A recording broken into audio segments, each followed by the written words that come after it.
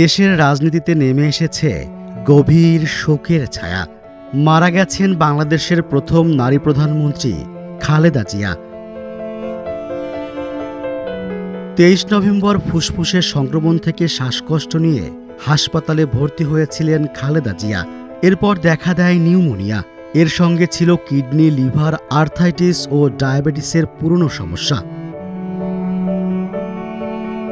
চিকিৎসকেরা সর্বোচ্চ চেষ্টা করলেও একটি রোগের চিকিৎসা করতে গেলে আরেকটির ওপর বিরূপ প্রভাব পড়তে থাকে।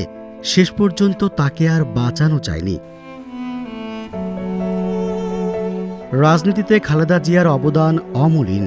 সংকটে নেতৃত্ব দেয়া, দেশের অগ্রগতির জন্য অবিরাম পরিশ্রম এবং সাধারণ মানুষের প্রতি সহমর্মিতার জন্য তিনি স্মরণীয় হয়ে থাকবেন। জুলাই গণঅভ্যুত্থানে ক্ষমতাচ্যুত আওয়ামী লীগ সরকার আমলে 2 মামলায় খালেদা জিয়াকে কারাদণ্ড দেওয়া হয়েছিল। 2 বছরের বেশি সময় তিনি কারাবন্দী ছিলেন। 2020 সালের 25 মার্চ তৎকালীন সরকার নির্বাহী আদেশে তার সাজা স্থগিত করে শর্ত সাপেক্ষে মুক্তি দেয়।